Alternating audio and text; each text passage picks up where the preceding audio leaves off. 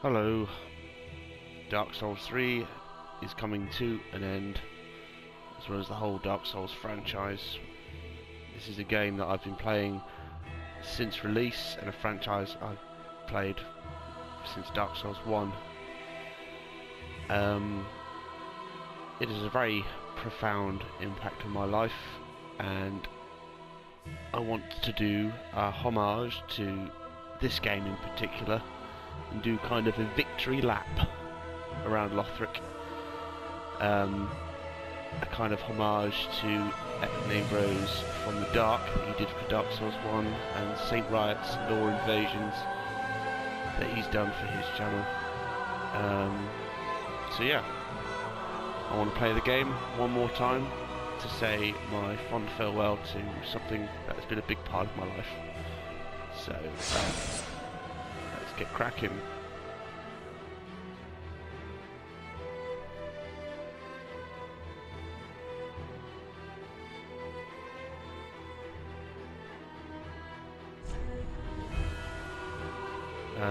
Right, so start a new game. We're going to go from the top, and I'm going to shut up for the intro, so let me turn my mic off.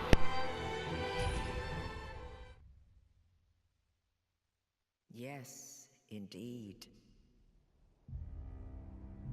It is called Lothric, where the transitory lands of the Lords of Cinder converge.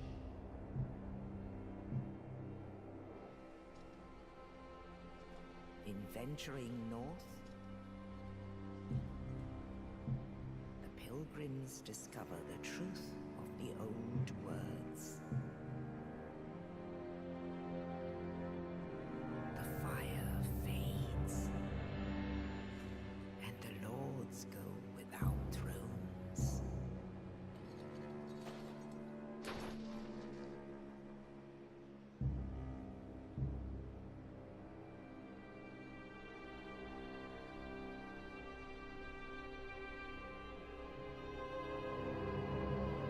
When the link of fire is threatened, the bell tolls, unearthing the old lords of Cinder from their graves.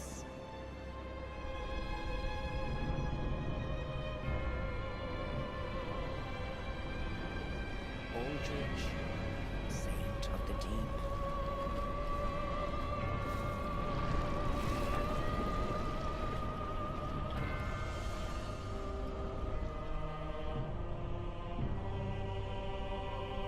Farron's undead legion, the Abyss Watchers.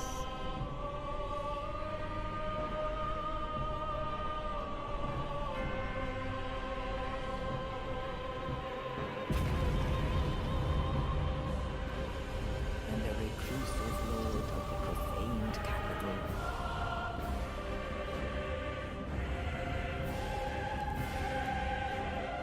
Yon the giant.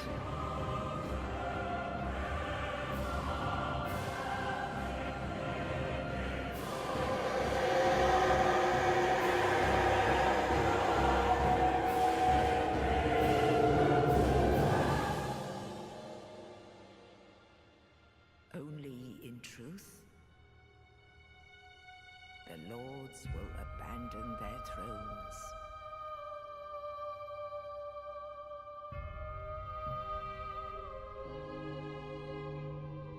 And the unkindled will rise.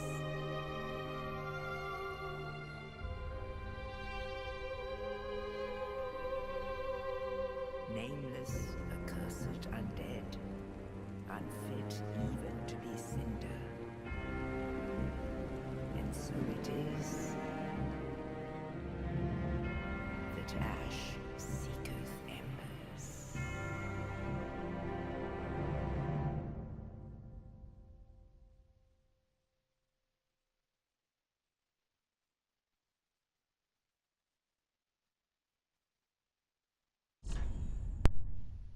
Right, I really love that intro.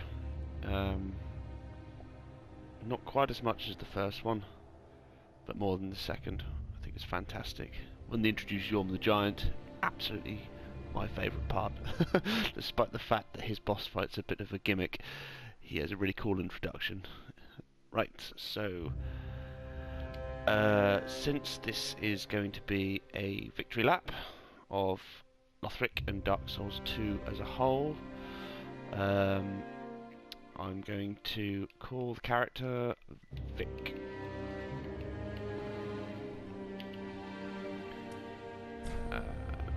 Will be a lady for this one. I prefer being a lady to a man when I'm playing RPG games. We're going to start as a deprived, naked and of unknown origin, either an unfathomable fall in life or restricted possessions upon burial. I never usually play deprived as my starting class for any of the games. Don't think it adds much to the start of the game, but for this playthrough where we're going to be experimenting with hopefully different builds, weapons, playstyles, I want to start off on an even base as possible, so having 10 stats across the board will be very useful for that. So hopefully we'll get to play with a bit of sorcery and miracles, pyromancy, as well as having some cool melee weapons as well. I usually play as the knight, but we'll go for deprived for now. I don't think we're going to start with a burial gift.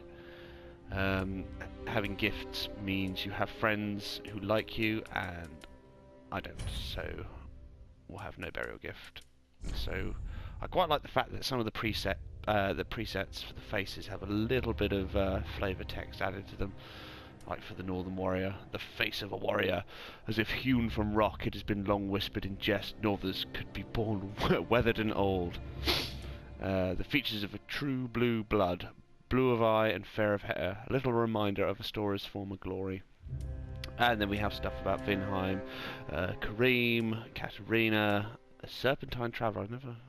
It's sort of to do with the where the dragon, I suppose.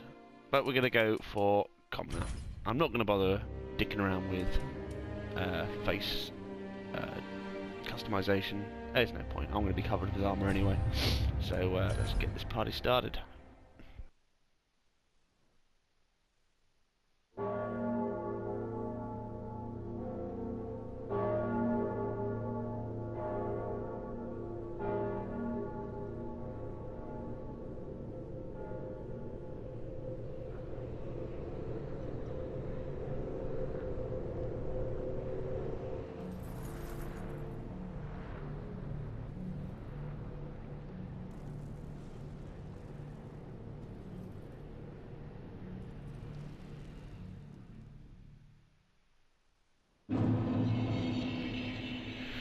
Right, we wise from our grave, to quote Old Beast, here in the Cemetery of Ash.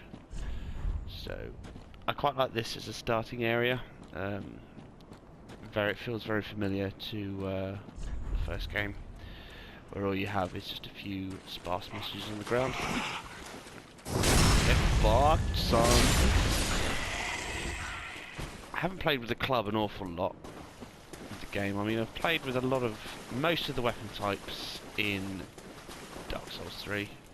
The clubs, I suppose it's a club, or is it a hammer? Yeah, the hammer weapons. I haven't really played with the club or the reinforced club all that much, so we'll see what happens.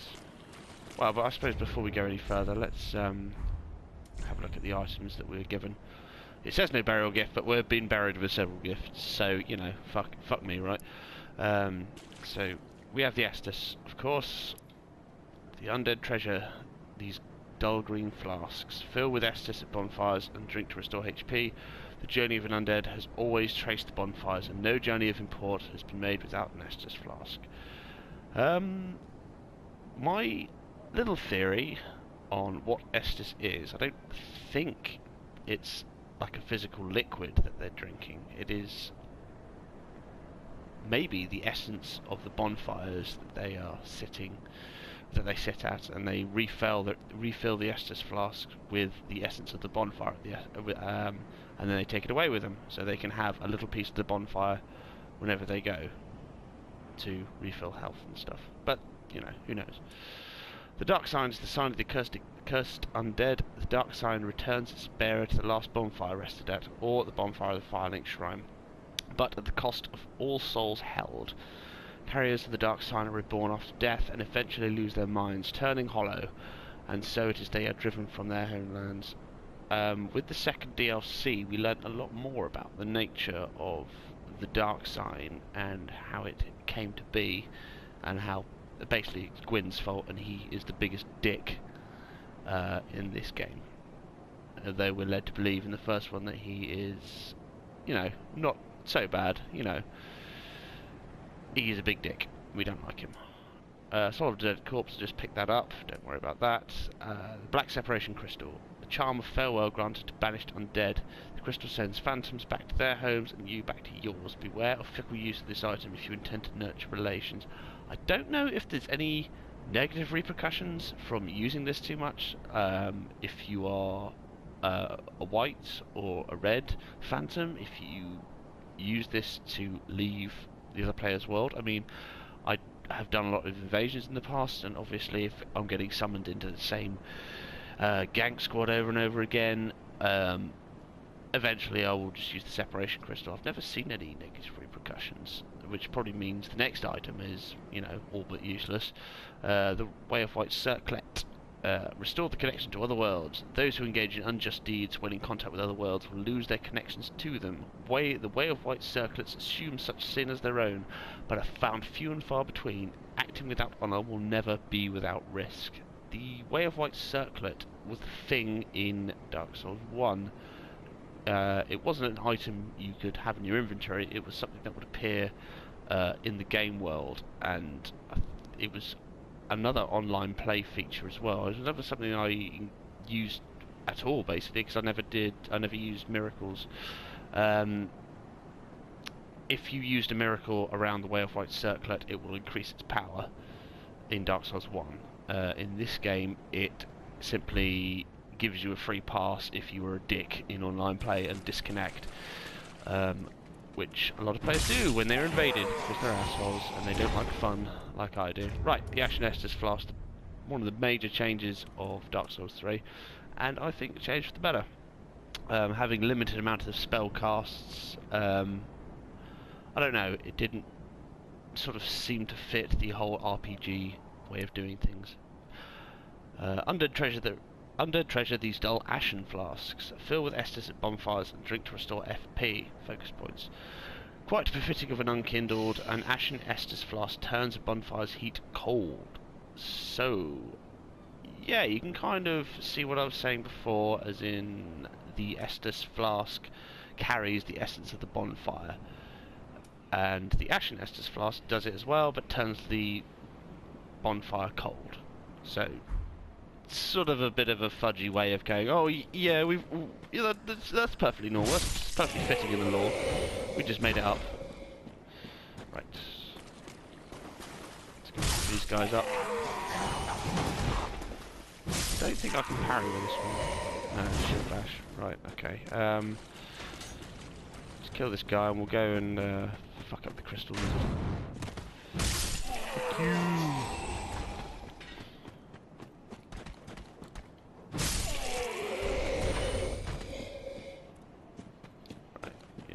See, it's quite interesting given that my character can't parry at all and it still gives you the parry tutorial. So yeah, sure, this is a pretty useless hunk of shit, so probably do two-hand it, get more use out of the club. Let's read the club. Simple wooden club, characterised by savage leaping attacks. This crude bladeless strike weapon is effective against most foes and can break the guard of shield. It's got War Cry, which is good, boosts attack, and you get a slightly different charge attack. And Plank Shield. Makeshift shield cobbled together from wooden planks. Provides minimal protection at the cost of moderate humiliation. Very good. I like that. No one uses the Plank Shield because it's absolute garbage. And that's fine, because it's sort of a joke weapon. Right. Ooh, and I'm also wearing, as befitting the deprived character, I have simply a loincloth. Terribly worn waistcloth. Deprived only managed to rummage just enough cloth to protect their vital parts. Which is weird, because if you take it off, you're wearing long trousers. So, you know, whatever. I suppose they couldn't have nudity in the game. Right. Let's get fucked up by the crystal lizard.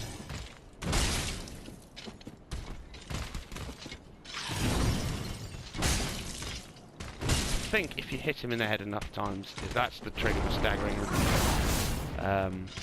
But I'm not that adventurous. Fuck you! Oh, there he is. Alright, I did get it. Right. Let's go walk right. Alright, avoid that. Fuck you!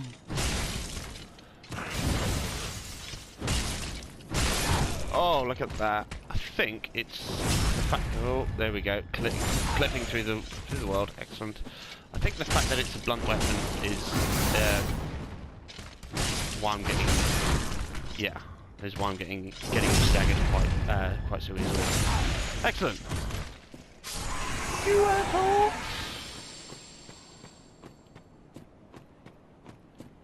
Right, so that gave me Titanite Scale. Basically, Demon Titanite. I'm not entirely sure of the reason why they would have changed it from Demon Titanite to Titanite Scale. I mean, the giant Titanite lizards sort of fit the same purpose as Demon Titanite. They're not, you know, they're not the general mobs, and they're not a boss. They're sort of somewhere in between. They're not that hard, and they drop boss upgrade material. So, you know, maybe they went a different direction. And I think it was kind of a tongue-in-cheek reference to how crystal lizards have been treated throughout the game series, and the fact that they always get fucked over. Right. Titanite altered by soul, reinforced soul, blah blah blah blah blah. Weapons forged by soul transposition can only be reinforced by Titanite of the same kind. In rare cases, crystal lizards devour souls, growing to monstrous proportion and leaving these great scales. Yes, indeed. I remember playing the game the first time and getting absolutely butt-fucked by that guy. It's sort of hard to believe now how sort of easy it all is. Well, not easy, but you know, how used to it you are. Let's get out of here.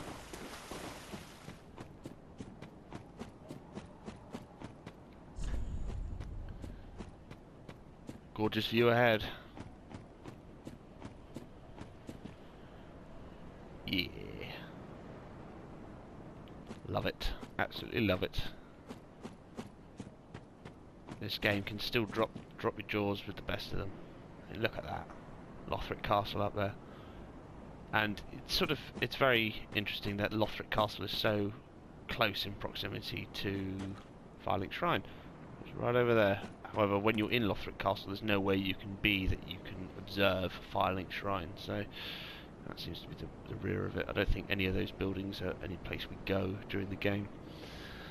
But yeah, you can see down below there's sort of a big cloudy nothingness, and I think that speaks to the fact that the high wall, well, the whole of Lothric Castle has been pushed up out of the earth and up here.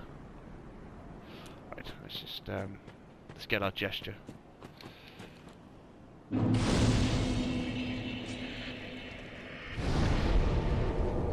Yeah. Alright. Fuck Jump for Joy. We'll have our rest. So will we want to piss off hosts when we go invade eventually? We will do some invading in this playthrough. I know invading is the best thing that Dark Souls ever gave to the gaming world. It sort of takes the whole notion of single player and multiplayer and turns it completely on its head. And I think one of the biggest unique selling points of this gaming franchise. And which is why it makes me so sad that so many people always gravitate to dueling. It doesn't, not even in this game, in Dark Souls 2 especially, and in Dark Souls 1, in Dark Souls 1 they didn't have an arena in the vanilla game. Instead, they listened to the stupidly enough, they listened to the community. Fuck you! And gave them an arena in the DLC. I'm not too hot on dueling. I mean, I don't mind it. If I'm trying out a new build that I'm going to go into in Invasions, I want to make sure that I'm used to the weapons moveset, and that I can actually, you know, reliably kill people when I have them one-on-one. Going in dueling is great for that. Fuck yeah! Right, take that shard. But sort of making the whole PvP experience exclusively about dueling, I think, takes away the specialness of it. I mean, trust fans of the game to take the most unique aspect, one of the most unique aspects of this game, the PvP, and turn it into some boring, fucking sterile, try-hard lag fest. I don't know, it just sort of pisses me off. Anyway, right, so Iudex Gundyr. I think the best tutorial boss of the franchise. There you go, you can see the pus of man eking out of him at the back there. You actually see where his armour's been split up. What was that? No, I think that's just regular decoration. Yeah, so he's basically been stuck like this for fucking donkey's years, with that sword stuck in him, waiting for someone to pull it out, like a very disgusting Excalibur. Right, let's fuck this shit up.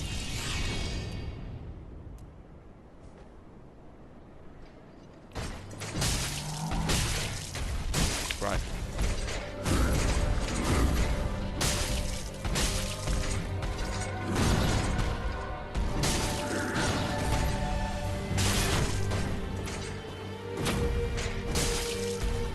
Oh shit. This is why we don't waste our stamina, people. Fuck you! Oh yeah, it was I just wasted stamina, and I fucking did. Wasted my stamina. Right, okay. Oh.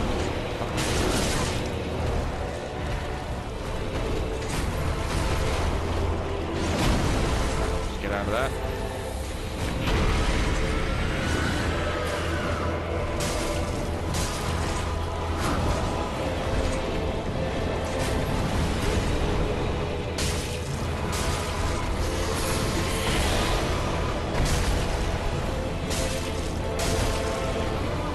Oh shit! That's where you get thirsty, people. Never get thirsty. Ow. Fuck you. And then he gets to point down. Oh yeah. I really like Iudex Gundyr. He's a little bit annoying to fight the first time you do it, because of the whole blob monster thing. Moving the camera around, and you can't really see what his attacks are doing unless you're quite far out. But for setting the tone of the game and the difficulty, I really like him. I think he's a cool dude, and I enjoy it when we come back and beat the shit out of him again later in the game. Right, let's do this.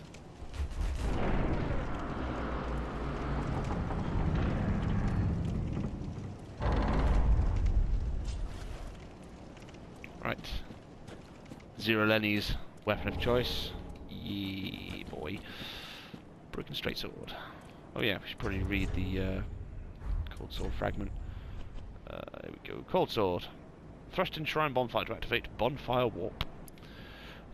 Sword missing from the shrine bonfire cannot be equipped as a weapon. Thrust into the shrine bonfire to restore its power and enable travel between bonfires. The sword is only bequeathed to chosen Ash, as judged by the Iudex, who awaits the arrival of Ash as a scabbard. We learn a bit more about Gundyr's plight and his story later in the game. Fuck you. No, none of that. Yes, we learn a bit more about his story later in the game, and when we get to it, we'll cover that. So what seems to have happened is that he took the sword into himself by choice, given that when we get to Untended Graves and that Dark Filing Shrine, there is no one there apart from the Shrine Handmaid, and I don't think she's really in the business of Fuck you! Oh, for sticking swords in people. But anyway, yes, I said we'll talk about that later. Ooh. Fuck you!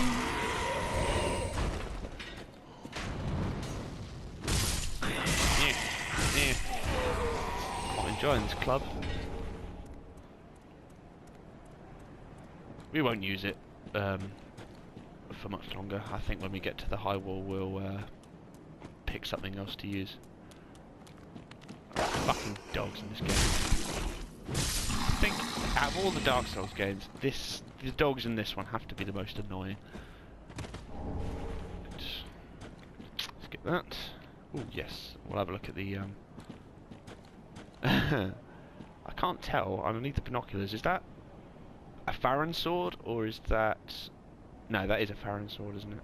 So I'd say, is that a copy of Artorias' sword? No, I think that's definitely a Farron one. Not that there's much difference, which we'll get onto later. Right.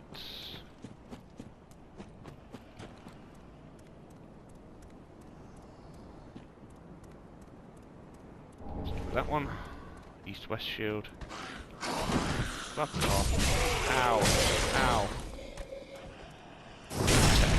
Yeah.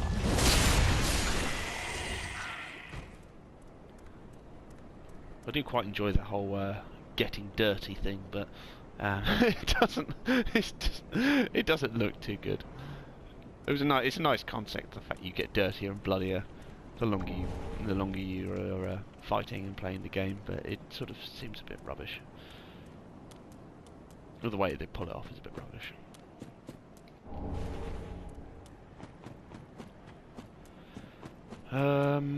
Shall we do the Swordmaster?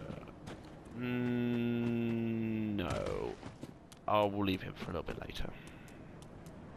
There's a way I like to choose the Swordmaster, and I don't really have the equipment to do it right now. And anyway, I'm not too interested in having Yuchi. I don't think we'll have the souls to upgrade our decks to actually wield it for a little while, so fuck that.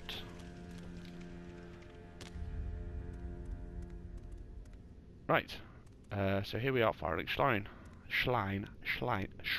Here we are at Firelink Shrine. I want to call it a part here for the time being. Just call this the prologue to our Victory Lap of Lothric, part 1. So, thank you everyone, and goodbye. Have a wonderful time, and I'll see you all next time. Bye.